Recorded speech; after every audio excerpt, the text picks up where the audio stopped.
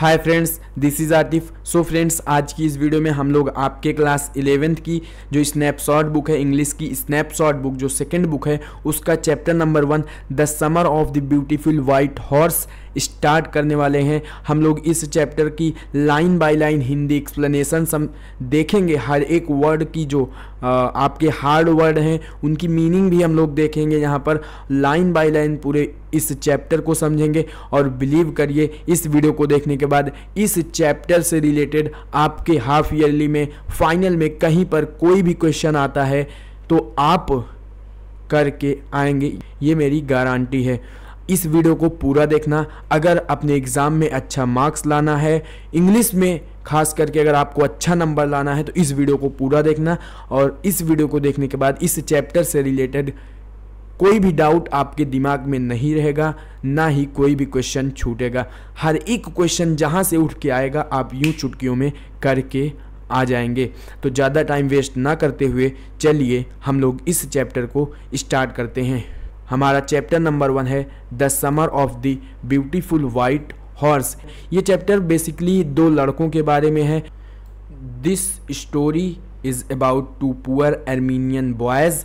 ये स्टोरी जो है बेसिकली दो लड़कों के लिए है। मैंने आपको बताया दो लड़के हैं, वो आर्मीनियन बॉयज़ हैं, पुअर फैमिली से बिलोंग करते हैं। पुअर यानी कि गरीब फैमिली से बिलोंग करते हैं, गरीब हैं। Who belongs to the tribe whose hallmarks are trust and honesty. वो एक ऐसे ट्राइब से बिलोंग करते हैं, ट्राइब यानी एक ऐसे जनजाति से, एक ऐसे कबीले से वो बिलोंग करते हैं जिनका हॉलमार्क्स मतलब क्या होता है, जिनकी कसौटी हॉनेस्टी और ट्रस्ट यानी ईमानदार होते हैं, और वो बहुत ही विश्वास करने लायक लोग होते हैं, वो ईमानदार लोग होते हैं। तो उस फैमिली से आर्मीनियन के दो बॉयज़ आए हैं, दो बॉयज़ हैं जिनकी हम इस चैप्टर में बात करने वाले हैं। पुअर मतलब वो थोड़ा गरीब हैं, ठीक है। ये चीज़ देख के आपको थोड़ा बहुत आइडिया लग चुका होगा कि हम क्या पढ़ने वाले हैं।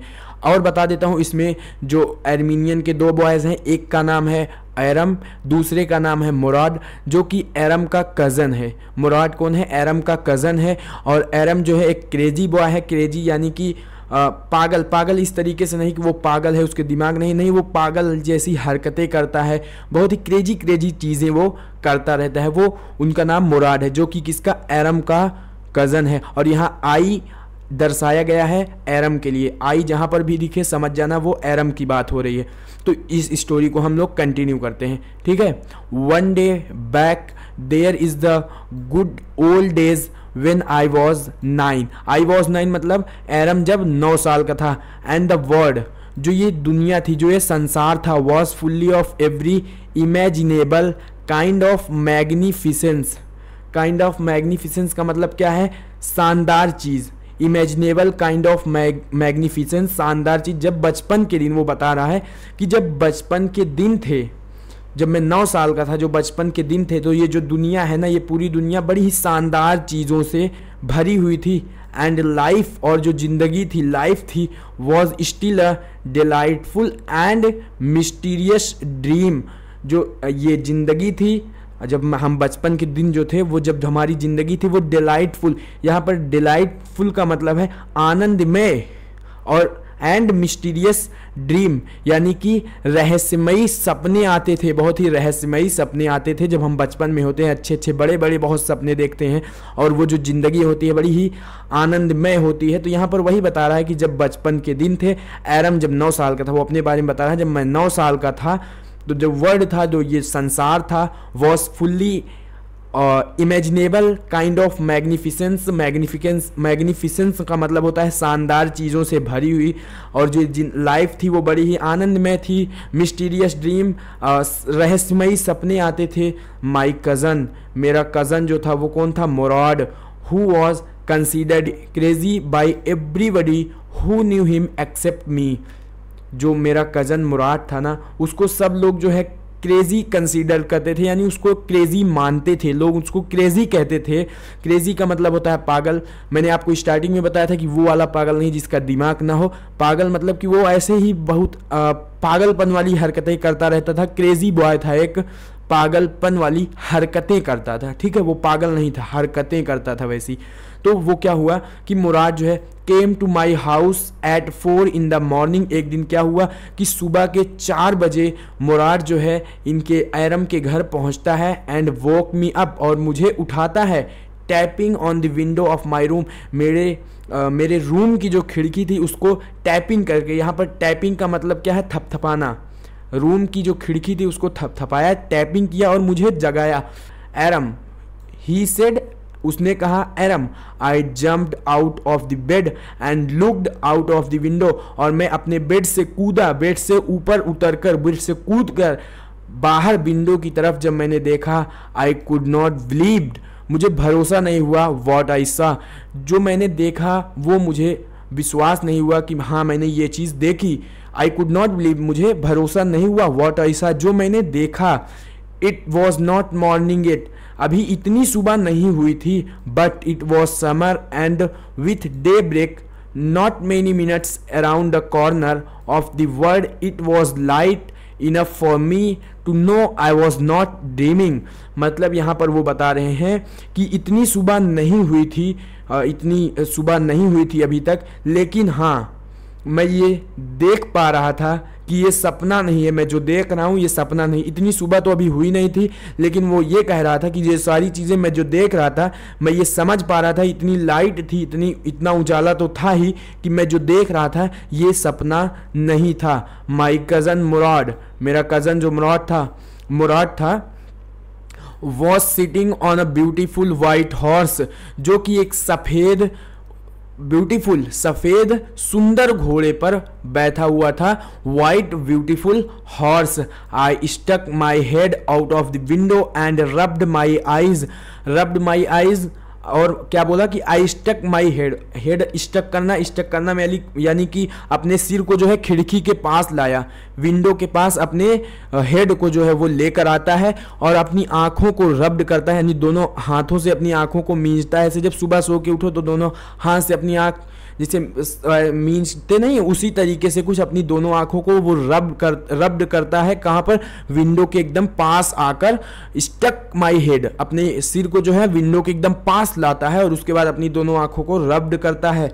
Yes he said in Armenian, जो है मुराद जो था उसने आर्मेनियन में कहा, यस इट्स अ हॉर्स, ये घोड़ा है। यू आर नॉट ड्रीमिंग, तुम सपना नहीं देख रहे हो। Make it quick if you want to ride, यानी कि वो बोलता है कि हाँ ये सचमुच में घोड़ा है। कौन कहता है? मुराद कहता है। किससे? एरम से, कि हाँ ये सचमुच में घोड़ा है, तुम सपना नहीं देख रहे हो। उसके बाद क्या बोला? अगर तुम्हें राइड करना है, अगर तुम चाहते हो घोड़े को राइड करना तो जल्दी से आ जाओ।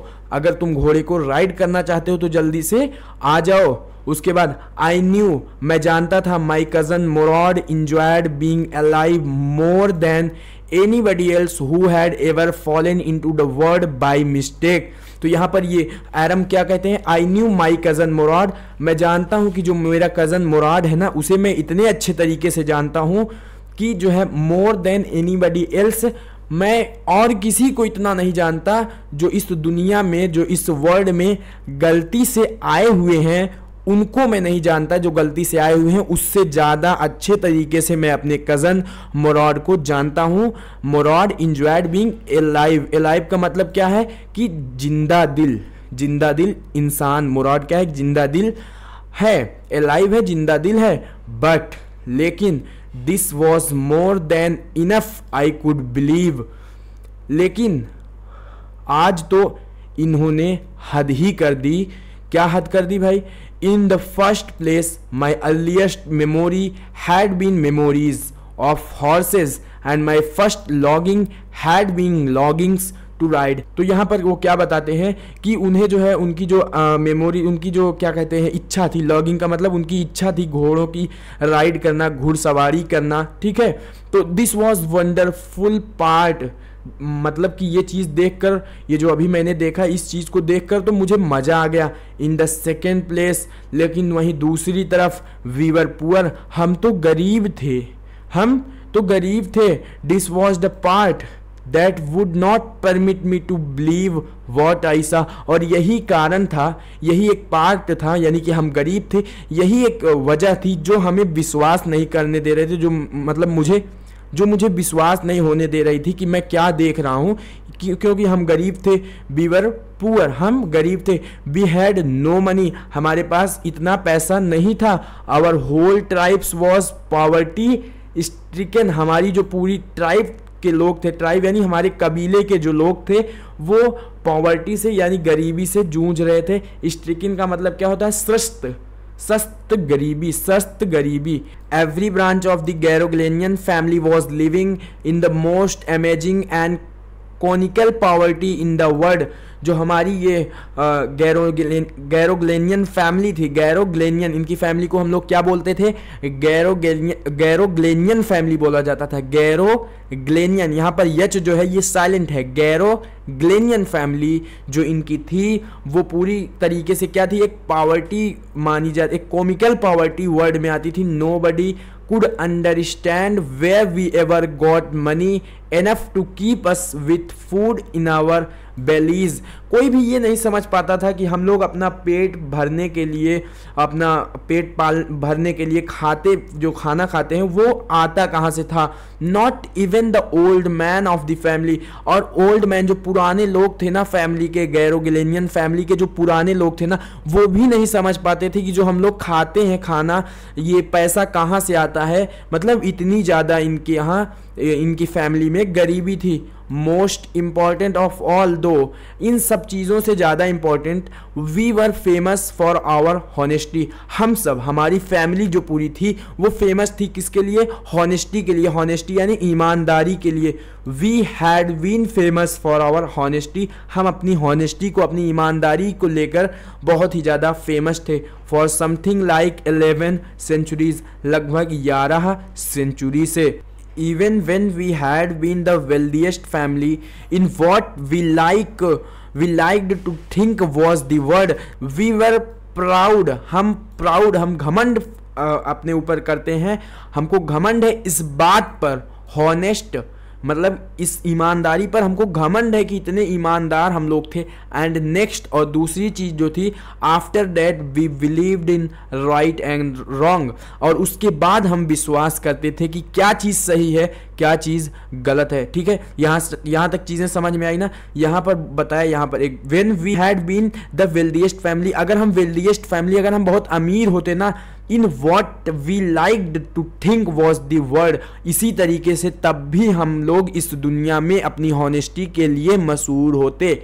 अगर हम वेल्दिएस्ट फैमिली से होते तब भी हम लोग अपनी ईमानदारी के लिए इस दुनिया में मशहूर होते। और वी वर प्राउड फर्स्ट, और इस चीज़ के लिए मुझे क्या है? घमंड है। हॉनेस्ट यानी ईमानदारी को लेकर, इस ईमानदारी को लेकर हमें घमंड है। नेक्स्ट, उसके बाद आफ्टर दैट हम लोग जो है we believed in right and wrong, हम लोग विश्वास करते हैं क्या चीज़ सही है, क्या चीज़ गलत है। No one of us would take advantage of anybody in the world, let alone steal, और हम में से कोई कभी किसी के मजबूरी का फ़ायदा नहीं उठाता। इनकी फैमिली की एक और ये थी कि मतलब ये लोग जो है कभी किसी की मजबूरी का जो है फ़ायदा नहीं उठाते थे। ठीक है, लेट अलोन स्टील, चुराना तो बहुत दूर की बात है, किसी की मजबूरी का हम लोग फ़ायदा भी नहीं उठाते थे। Consequently even though I could see the horse so magnificent, even though I could smell it so lovely, और जब मैंने इस घोड़े को देखा, सो मैग्निफिसेंट, मैग्निफिसेंट का मतलब बहुत ही सुंदर था। Even though I could smell it so lovely, और मैं इसे स्मेल कर सकता था, so lovely. Even though I could hear it breathing, यहाँ पर बोल रहे हैं आई कुड हियर, मैं सुन सकता था इस घोड़े की ब्रीदिंग को, यानी जो ये सांस ले रहा था उसको भी मैं सुन सकता था। So exciting, I could not believe the horse had anything to do with my cousin Murad or with me or with any of the other member of our family, और मुझे इस चीज़ पर विश्वास नहीं था, इस चीज़ पर भरोसा नहीं हो रहा था कि ये जो घोड़ा है ये मेरे पास है, मेरे कज़न मुराद के पास है, या मेरे किसी फैमिली के, हमारे इस किसी फैमिली के मेंबर के पास ये घोड़ा है। ये मुझे विश्वास ही नहीं हो रहा था, एस्लीप और अवेक, क्योंकि आई न्यू, मैं जानता था, my cousin Murad could not have bought the horse, मेरा कज़न मुराद जो था वो घोड़े को खरीद नहीं सकता। And if he could not have bought it he must have stolen it, और अगर इसने इस घोड़े को खरीदा नहीं तो इसने इस घोड़े को चुराया होगा। And I refused to believe he had stolen it, मुझे विश्वास नहीं हुआ कि जो मुराद है, मेरा कज़न जो मुराद है, उसने इस घोड़े को जो है चुराया है। No member of the Garoghlanian family could be thief, Garoghlanian family का कोई भी मेंबर चोर नहीं हो सकता। I stared first at my cousin and then at the horse, मैंने एक बार अपने कज़न को देखा और दूसरी बार, मतलब एक बार अपने कज़न को देखा, फिर मैंने घोड़े की तरफ देखा। There was a peace, stillness and humour in each of them, peace stillness मतलब शांत थे, दोनों लोग जो है शांति से खड़े थे। एंड ह्यूमर, और इस पर क्या थी, मुराद एरम को जो है यहाँ पर हंसी आती है, इन दोनों पर, इन ईच ऑफ देम, इन दोनों पर मुझे हंसी आती है। Which on the one hand delighted me and on the other frightened me, यानी कि कहते हैं यहाँ पर जो एरम बताता है, कहता है कि मुझे एक तरफ तो खुशी हो रही थी कि मेरा कज़न जो मुराद है उसके पास घोड़ा है, हम लोग घोड़े की सवारी करने वाले हैं, इस चीज़ को देखकर मुझे खुशी हो रही थी, लेकिन एक तरफ मुझे डर भी लग रहा था। फ्राइटेंड मतलब डर भी लग रहा था। Murad, I said where did you steal this horse, मैंने कहा मुराद तुमने इस घोड़े को कहाँ से चुराया। Leap out of the window, he said if you want to ride, तो मुराद बोलता है, जब एरम ने मुराद से पूछा कि तुमने इस घोड़े को कहाँ से चुराया, तो मुराद बोलता है leave out of the window, खिड़की से बाहर आओ, अगर तुम घोड़े की सवारी करना चाहते हो, अगर तुम घोड़े को चलाना चाहते हो। It was true, then he had stolen the horse, there was no question about it, he had come to invite me to ride और नॉट, और वो कहता है इट वॉज ट्रू, और ये सत्य हो गया, अब ये सत्य हो गया कि उसने घोड़े को चुराया है। There was no question about it, इसको लेकर अब कोई क्वेश्चन नहीं है कि उसने घोड़े को नहीं चुराया, उसने घोड़े को चुराया है, ये अब सत्य हो गया था। He had come to invite me, वो यहाँ पर मुझे इन्वाइट करने के लिए आया था, मुझे पूछने के लिए आया था कि क्या मैं घोड़े की राइड करूंगा या फिर नहीं, एज आई चूज। वेल, ठीक है, it seemed to me stealing a horse for ride was not the same thing as stealing something else such as money for all I knew, maybe it was not stealing at all, if you were crazy about horses the way my cousin Murad and I were, it was not stealing, यानी कि यहाँ पर जो है ये बताता है, एरम अपने आप से कहता है कि ये जो है हम लोगों ने यहाँ पर घोड़े को जो है राइड करने के लिए लाया है, ये चोरी नहीं है। अगर हम लोग पैसा चुराएं, लाइक जैसे कि पैसा, तो वो चोरी होगी, ये घोड़े की राइड करना है यानी ये चोरी नहीं है। फॉर ऑल आई, मेरे लिए तो ये चोरी नहीं होगी। इफ, अगर you were crazy about horses the way my cousin Murad and I were, तुम अगर इसी तरीके से क्रेजी हो घोड़े की सवारी करने के लिए मेरे और मेरे कज़न मुराद की तरह, तो ये मतलब एक तरीके से मतलब शौक है हमारा, हम घोड़े की सवारी कर रहे हैं उसके बाद उसको वापस कर देंगे, तो ये मैं चोरी नहीं मानता, ऐसा एरम का मानना था। It would not become stealing, ये चोरी नहीं मानी जाएगी। अनटिल, तब तक, we offer to sell the horse which of course I knew we would never do. यहाँ पर एरम बोलता है कि अगर ये चोरी तब तक नहीं मानी जाएगी जब तक हम इसे किसी को ऑफर ना कर दें, यानी किसी को बेच ना दें, तब तक ये चोरी नहीं मानी जाएगी। अगर हम इसको बेच देते हैं किसी के हाथ में तब ये चोरी होगी। Which of course I knew we would never do, और ये चीज़ हम कभी भी नहीं करेंगे, यानी इसको किसी के हाथ बेचेंगे नहीं। Let me put on some clothes I said, मैंने कहा कि मुझे कुछ कपड़े पहन लेने दो, मुझे कुछ कपड़े पहनने दो। ऑल राइट ही सेड, उसने कहा ठीक है, बट हरी, हाँ ठीक है बट जल्दी करो। किसने कहा? मुराद ने कहा। I lived in to my clothes, मैंने अपने कपड़े को जल्दी जल्दी पहना। I jumped down to the yard from the window and leaped up on to the horse behind my cousin Murad, मैंने अपने जो खिड़की थी ना, उस खिड़की से बाहर मैं कूदा, ठीक है। उसके बाद मैं जल्दी जल्दी दौड़ते हुए आया और घोड़े के ऊपर मुराद के पीछे जो है मैं बैठ गया। That year we lived at the edge of town, और उस साल, जिस साल ये घोड़े की चोरी हुई थी, घोड़े को मुराद ने चुराया था, उस साल हम लोग कहाँ रह रहे थे? Edge of town on the Walnut Avenue में हम लोग रह रहे थे। Behind our house was the country, हमारे घर के जस्ट पीछे, जो हमारे घर के पीछे था एक कंट्री, कंट्री के मतलब हम यहाँ पर कह सकते हैं गांव था। Vineyards, orchards, irrigation ditches and country roads, इन सब का मतलब क्या है? विनयार्ड्स का मतलब क्या हो गया? विनयार्ड्स का मतलब है, क्या कहते हैं, अंगूरों के बाग, विनयार्ड्स। इन सब की मीनिंग लिखते चलना। विनयार्ड्स यानी अंगूरों की बाग थी, ऑर्चर्ड्स मतलब कि फूलों के बाग थे, इरिगेशन डिट्स यानी कि सिंचाई के लिए तालाब थे, एंड कंट्री रोड गांव की सड़कें थी, ठीक है। कहाँ पर? ये सब इनके घर के पीछे जहां पर ये रहते थे। कहाँ रहते थे? Edge of town on Walnut Avenue में ये लोग रहते थे, उसके जस्ट पीछे ये सारी चीजें थी। In less than 3 minutes we were on Olive Avenue, और सिर्फ 3 मिनट के अंदर अंदर हम लोग पहुंच चुके थे ओलाइव एवेन्यू। एंड देन उसके बाद the horse began to trot, trot मतलब घोड़ा जो था वो उसके बाद दौड़ने लगा। The air was new and lovely to breathe, जो हवा थी वो ताजी थी, नई नई हवा, ताजी हवा आ रही थी और बहुत ही सुंदर लग रही थी वो हवा को जो है ब्रीथ करने में।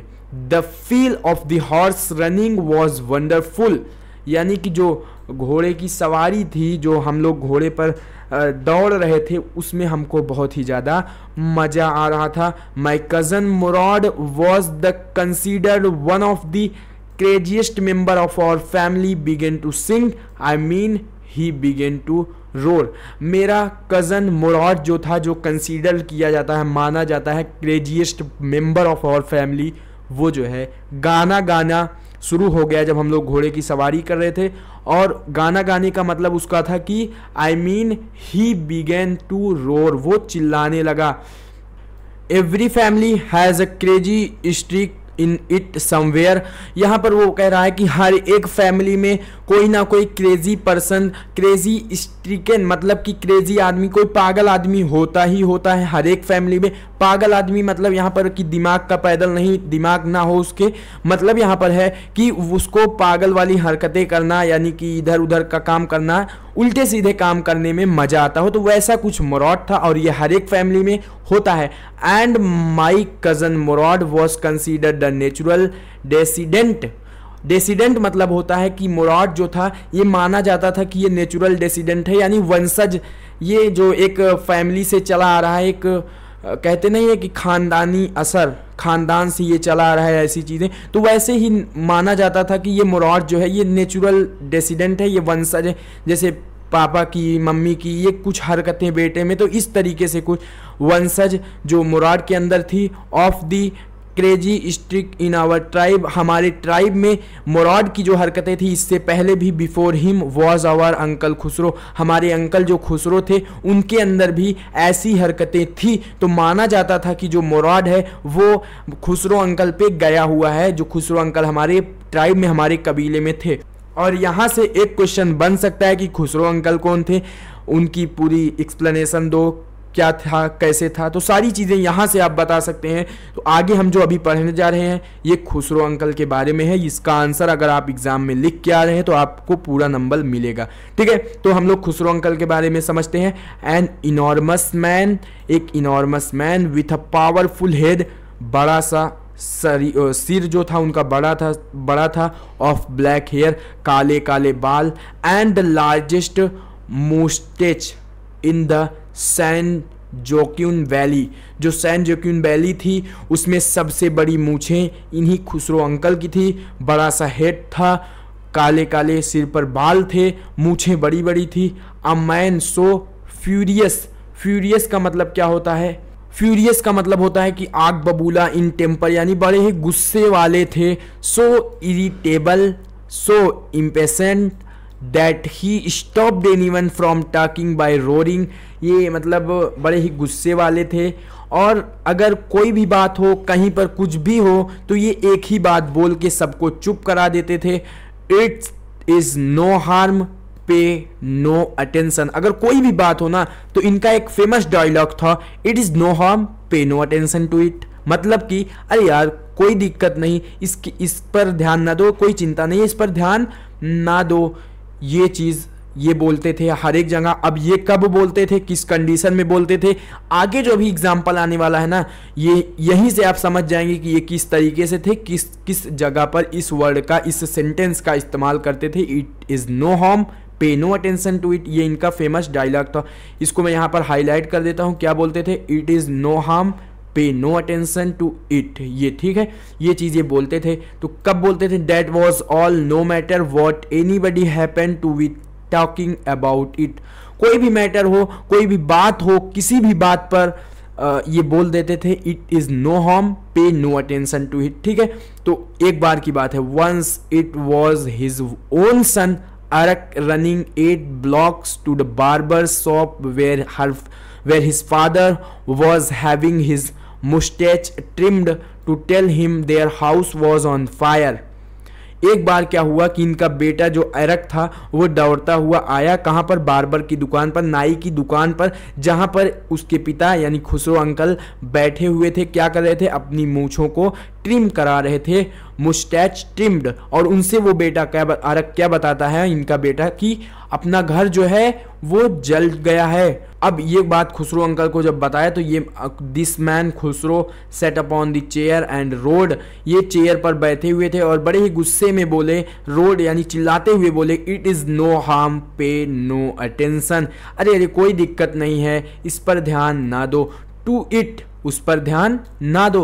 द बार्बर सेड, नाई ने कहा, but boy says your house is on fire. तुम्हारा लड़का, ये जो लड़का है ये कह रहा है कि घर जो है वो जल गया है। सो खुसरो रोड, दोबारा से खुसरो अंकल तेजी आवाज में बोले, इनफ, कोई दिक्कत नहीं, इट इज नो हार्म, आई से, मैंने कहा ना कोई दिक्कत नहीं है, पे नो अटेंशन, इस पर ध्यान ना दो। तो ये इनका फेमस डायलॉग था। तो अब यहाँ पर इन्होंने इस डायलॉग को बोल दिया, it is no harm, pay no attention. ठीक है, तो ये चीज़ खुसरो अंकल की थी। इनका बड़ा बड़ा सिर था, ठीक है, बड़ी मूछें थी। जो सैन जोकिन वैली जहाँ पर ये लोग रहते थे, सैन जोकिन वैली में इनकी सबसे बड़ी मूछें थी। ठीक है, काला हेयर था, ठीक है, गुस्से वाले थे, इरिटेटेड थे, इम्पेशेंट थे।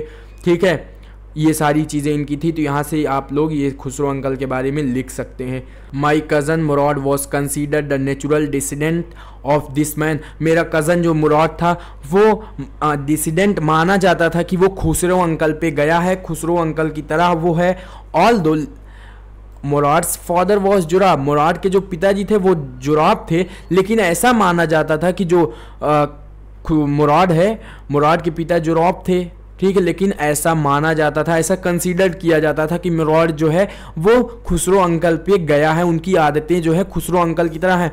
Who was practical and nothing else, जो इनके पिताजी थे वो एकदम नॉर्मल से थे, ऐसी कोई आदतें जो मुराद की थी या जो खुसरो अंकल की थी उनके मुराद के पिता में नहीं थी, लेकिन मुराद की और खुसरो अंकल की आदतें मिलती जुलती थी। That's how it was in our tribe, a man could be the father of his son's flesh, but that did not mean that he was alone also the father of his spirit। और ये चीज़ें हमारी family में, हमारे कबीले में होती रहती थी कि अगर कोई है आदमी जो अपने लड़के का पिता है, मतलब किसी आदमी का कोई लड़का है तो ऐसी नहीं है कि वो जो उस आदमी की आदतें हैं उस लड़के में होंगी। भले ही उस लड़के का पिता ये है, लेकिन उस लड़के की जो आदतें हैं ट्राइब के, कबीले के किसी और लोगों से मिलती जुलती हो सकती हैं। जैसे कि मुराद के पिता जोराब, लेकिन मुराद की जो आदतें थी वो मिलती जुलती थी खुसरो अंकल से। तो इस तरीके से ये हमारे ट्राइब की कॉमन बातें थी, ये सब होता रहता था। The distribution of the various kinds of the spirit of our tribe had been from the beginning capricious and vagrant। मतलब कैप्रिसियस मतलब कि चेंजिंग एंड अनस्टेबल, मतलब कि अभी जो चीज़ें मैंने आपको बताई वही सेम चीज़ें कि भले ही एक कोई लड़का, मतलब एक कोई पिता का जो लड़का है वो लड़के के पिता तो हैं, लेकिन ऐसा नहीं जरूरी है कि उस पिताजी की आदतें उस लड़के में हो। सो फ्रेंड्स, उम्मीद करता हूँ आपको सारी चीज़ें समझ में आ गई होंगी। अब तक हम लोगों ने जितनी भी चीज़ें पढ़ी समझ में आई होंगी। तो इस वीडियो को यहीं तक रखते हैं। वीडियो बहुत ज़्यादा लंबी हो चुकी है, तो इस वीडियो को हम लोग 3 पार्ट में पढ़ने वाले हैं। ये इसका पार्ट 1 था। अगले पार्ट में जल्द ही कल या परसों में आपको दूसरी वीडियो मिल जाएगी, इसका दूसरा पार्ट। उसके बाद इसका तीसरा पार्ट जल्द ही, मतलब 2-4 दिन में हम इस चैप्टर को 2-4 दिन में कंप्लीट कर रहे होंगे। ठीक है, तो ये सारी चीज़ें समझ में आ गई होंगी। अब यहाँ तक कोई दिक्कत नीचे कमेंट बॉक्स में पूछना मत भूलना। कमेंट करके पूछ लेना कोई भी क्वेश्चन, हिंदी एक्सप्लेनेशन कहीं कुछ ना समझ में आया हो। ठीक है, तो आज की इस वीडियो को यहीं पर ख़त्म करते हैं। मिलते हैं आप लोगों से जल्द। अगर चैनल पर नए हो तो यार लाल वाला बटन दबाकर चैनल को सब्सक्राइब कर लेना। अब उस पर खुसरो अंकल का गुस्सा फेंक कर मारो या फिर मुराद का क्रेजीपन, मुझे नहीं पता, बस क्लिक हो जाना चाहिए। वीडियो पसंद आई हो तो वीडियो को लाइक कर देना यार। मिलते हैं जल्द, तब तक अपना और अपनों का ख्याल रखें, अच्छे से पढ़ाई करते रहें। Bye bye.